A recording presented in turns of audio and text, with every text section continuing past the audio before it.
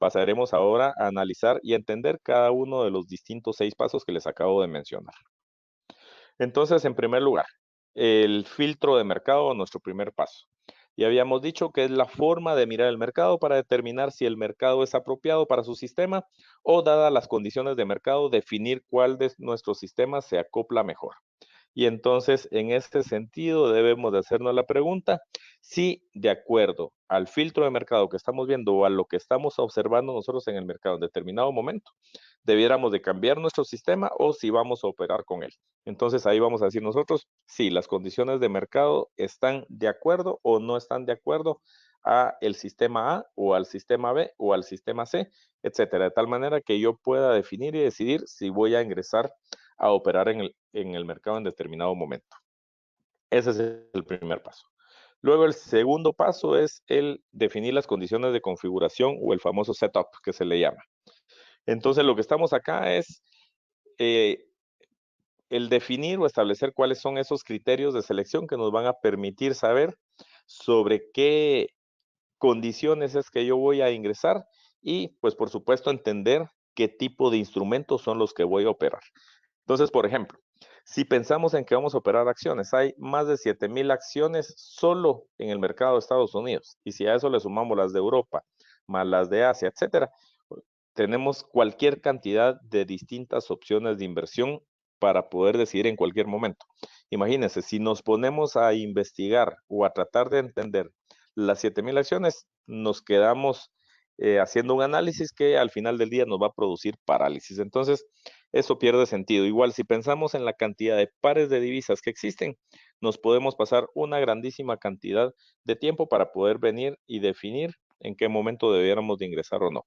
Entonces, como resultado de eso, lo que hacemos es de que utilizamos una serie de criterios de tamizado o de screening que se le llama para reducir, en ese caso, ese número de acciones, esas 7,000 distintos empresas, a un número mucho más manejable, que puede ser de 50 o menos. Igual, en el caso de las divisas, pues vamos a estar pensando que estaríamos entonces disminuyendo esa cantidad de pares a un número que pueda ser mucho más manejable de tal forma que pues podamos tener de nuevo una mucho mayor concentración.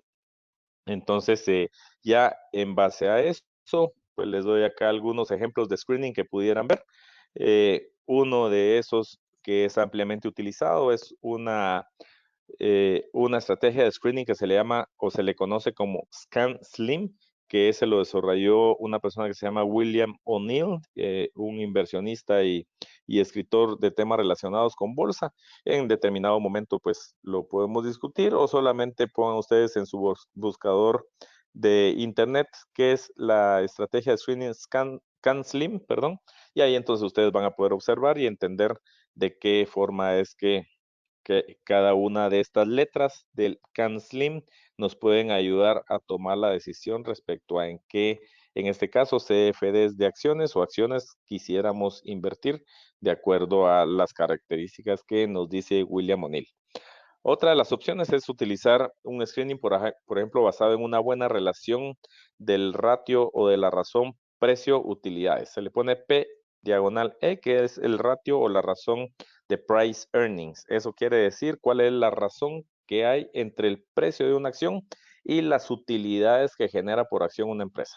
Entonces, pues hay indicadores, hay industrias de industrias y en función a qué es lo que nosotros estamos buscando, pues podemos hacer un screening basado específicamente, por ejemplo, en ese ratio. Acá de nuevo les estoy dando solamente algunos ejemplos de cómo poder hacer screening. Otra de las opciones es pensar en otra estrategia de screening que puede ser basada en fundamentales que tengan, por ejemplo, que ver con la gestión y el rendimiento sobre activos. En este caso, ya les hablé del NFP, el Non-Farm Payroll de Estados Unidos, que se refiere a un fundamental económico muy importante, que es cuando Estados Unidos indica o libera la cantidad de empleos no agrícolas generados en el mes anterior. Y otra de las opciones pudiera ser, en este caso, un screening basado en elementos técnicos y entre muchos otros. Entonces, acá solamente le estoy dando algunos ejemplos de cómo podemos hacer screening y que nos pueden permitir el saber y entender en qué momento es el más apropiado para ingresar y en qué instrumentos es dadas las condiciones del mercado, que podemos o debiéramos más bien nosotros entrar a operar a ese mercado. Muy bien, luego de eso hablemos un poco de la señal de entrada. La señal de entrada sería una señal única que utilizaríamos para poder abrir una posición, ya sea para ir en largo o para ir en corto. Entonces, este elemento de ir largo o ir corto no lo hemos hablado detenidamente, sin embargo, les digo muy rápidamente que cuando abrimos una posición para ir en largo es básicamente comprar para vender. Es decir, estamos comprando hoy con el sentimiento, la esperanza o de acuerdo a nuestro análisis, con la seguridad de que el precio de determinado instrumento va a aumentar. Es decir, lo que hoy compramos a 1, esperamos que llegue a 2, por ejemplo. De tal manera que eso nos puede generar una utilidad. Y cuando decimos que vamos a ir en corto, significa que lo vamos a hacer al revés. Es decir, en lugar de estar comprando para vender, vamos a estar vendiendo para comprar. O en el caso de las divisas, estaríamos pensando que cuando vamos a ir en largo, vamos a estar utilizando para el par euro-dólar, vamos a estar utilizando dólares para comprar euros. Caso contrario, pasaría cuando vamos en corto. Estaríamos utilizando en ese caso euros para comprar dólares. Entonces, siempre cuando hablamos de un par de divisas, siempre se hablan en el mismo orden, es decir, cuando hablamos el par euro-dólar, decimos primero euros y posteriormente dólares. Y eso es lo que nos va a indicar cuando vamos largo o cuando vamos en corto, qué es lo que vamos a utilizar como moneda base para comprar la otra. Entonces, de esa forma es que funciona la inversión en largo o en corto, en el caso de las divisas. En ese sentido, pues no me resta nada más que indicarles que hay todo tipo de señales que uno puede utilizar para la entrada o para entrar a operación, pero típicamente implica algún tipo de movimiento en alguna dirección que ocurre después que se da la condición de configuración o setup. Ya ahorita que lo veamos en nuestro ejemplo de la estrategia que voy a presentarles hoy, vamos a poder verlo un poco más detenidamente. Muy bien. Luego de eso, el prepararnos con nuestro stop loss para el peor caso, el worst case scenario, le dicen los estadounidenses. Entonces, en ese sentido, debiéramos de pensar que el stop loss nos va a ayudar y nos va a apoyar en el caso de la peor pérdida que nosotros quisiéramos experimentar. Es decir, la mayor pérdida que nosotros pudiéramos permitirnos o que quisiéramos tener en determinado momento. Por supuesto, dependiendo del grado de aversión al riesgo que nosotros quisiéramos o pudiéramos o estamos deseosos de tener, vamos a definir cuáles son los porcentajes o los montos que estamos dispuestos a perder. Por supuesto, acá vamos a hablar de cuáles pudieran ser esos números de acuerdo a la estrategia que yo les voy a presentar, pero al final del día, por supuesto, es un tema que se relaciona netamente con todo lo que se refiere al apetito al riesgo. Y ustedes saben perfectamente bien que el apetito al riesgo es algo que pues cada quien, cada uno de nosotros tenemos y es una diferente apreciación respecto a ese riesgo que nosotros quisiéramos tener en determinado momento. Entonces, en ese sentido, pudiera ser algún valor que nos va a mantener operando durante mucho tiempo.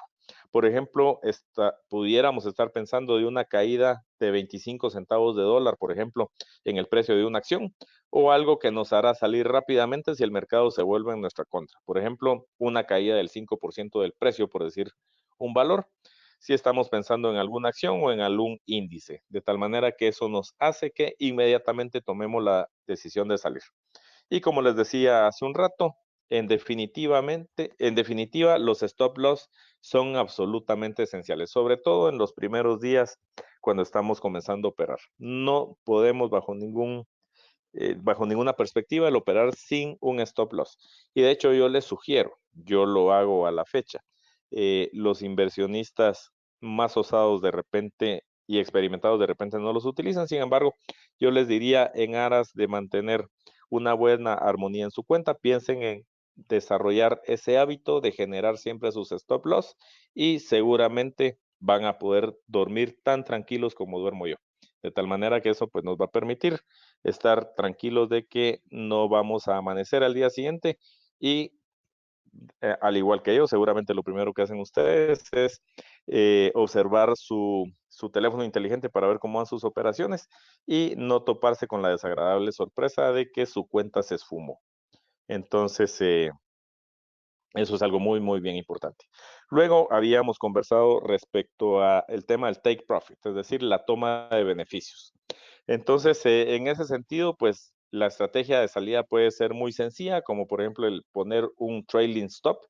Para quienes no están familiarizados con ese concepto, un trailing stop es básicamente un stop loss que yo fijo, yo establezco, y de acuerdo a los avances o retrocesos que vaya teniendo el precio del instrumento, dependiendo si yo voy largo o voy corto, ese stop loss se va a ir moviendo de acuerdo a cómo se va moviendo el precio. Y en determinado momento, pues puede ser de que ya cuando el stop loss a través del trailing stop se movió cierta cantidad, ya eso de una vez me protege ante una eventual pérdida. De tal manera que yo puedo tomar beneficios en ese momento.